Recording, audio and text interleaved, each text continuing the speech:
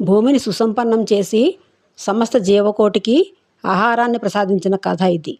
వ్యాధుల నివారణకు, ఆయురారోగ్యాలకు గురువాయూరప్పను ప్రార్థిస్తూ ఈ శ్లోకాలను పఠించడం వల్ల సకల సంపదలు, భగవంతుని కరుణ సిద్ధిస్తాయి.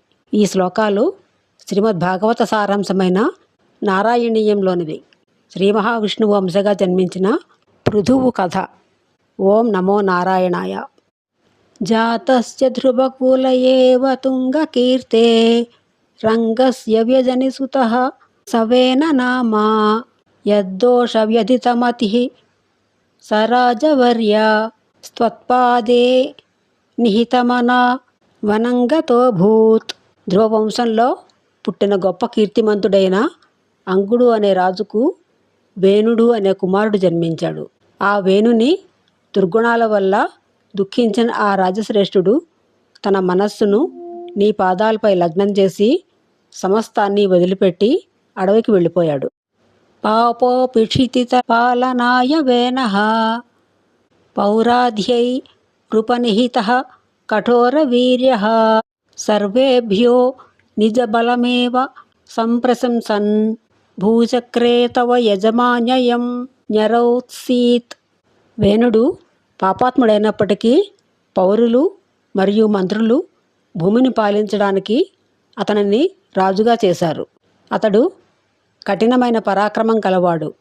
అందరి ముందు తన బలపరాక్రమాలను మాత్రమే పొగుడుకుంటూ ఈ భూమండలంలో నీకు అంటే భగవంతుడు జరిగే యజ్ఞయాగాదులన్నింటినీ నిలిపివేశాడు.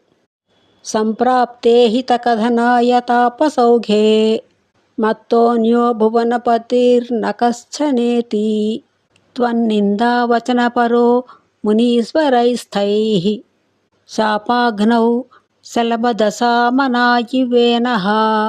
అతనికి హితబోధ చేయడానికి మునుల సమూహం రాగా, నాకంటే మించిన ప్రభువు ఈ లోకంలో ఎవడూ లేడు అని అహంకారంతో పలికాడు. నీ నిందలు చేస్తున్న ఆ వేణుడిని ఆ మునీశ్వరులు తమ కోపాగ్నితో అంటే శాపంతో మిడతను కాల్చినట్టుగా భస్మం చేశారు.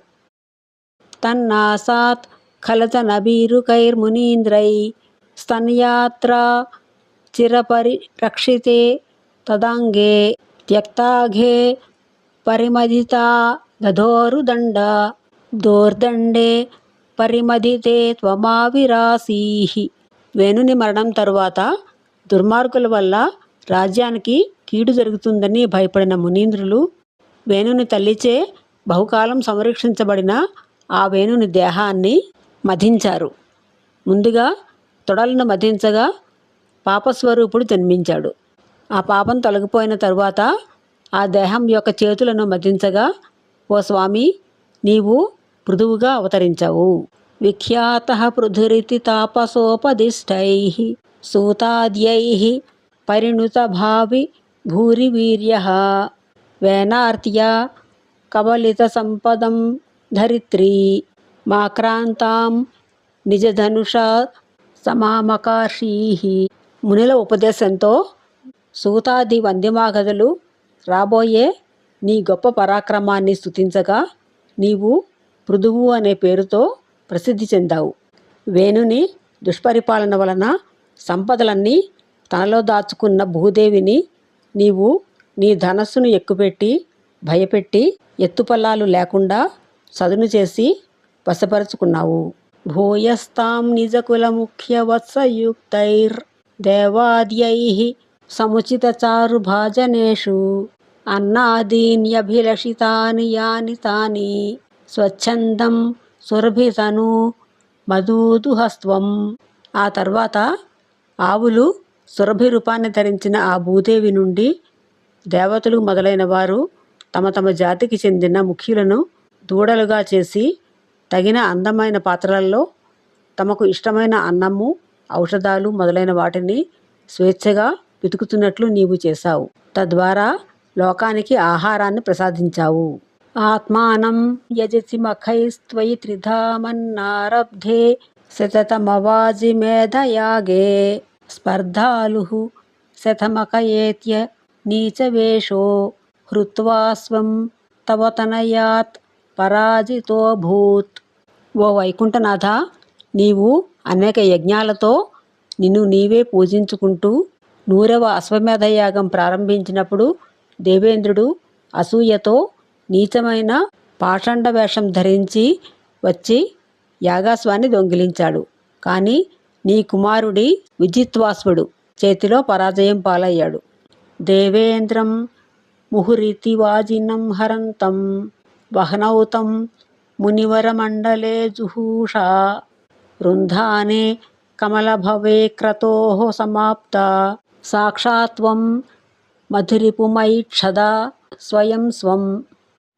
ఆ విధంగా మాటిమాటికి అశ్వాన్ని అపహరిస్తున్న దేవేంద్రుడిని మునీశ్వరులు కోపంతో హోమాగ్నిలో వేల్చడానికి సిద్ధపడగా బ్రహ్మదేవుడు వారిని అడ్డుకున్నాడు.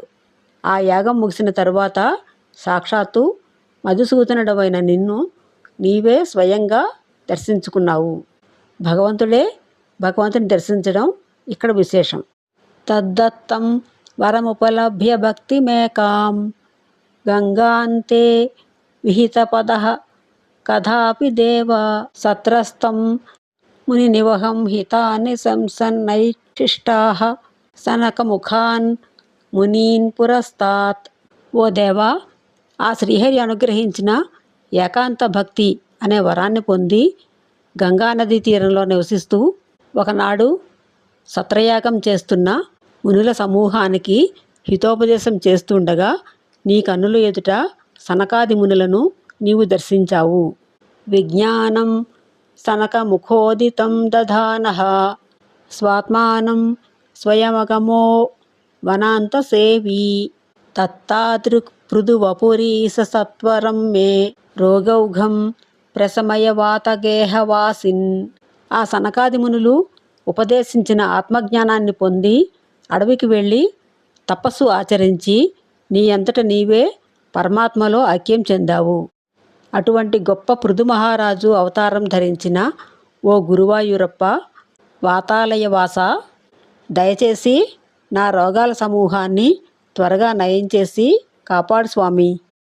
సర్వం శ్రీమన్నారాయణార్పణమస్తు. ఇలాంటి మరిన్ని వీడియోల కోసం నా ఛానల్ని సబ్స్క్రైబ్ చేయండి. ఈ వీడియో నచ్చితే లైక్ చేయండి, సబ్స్క్రైబ్ చేయండి, షేర్ చేయండి, కామెంట్ చేయండి.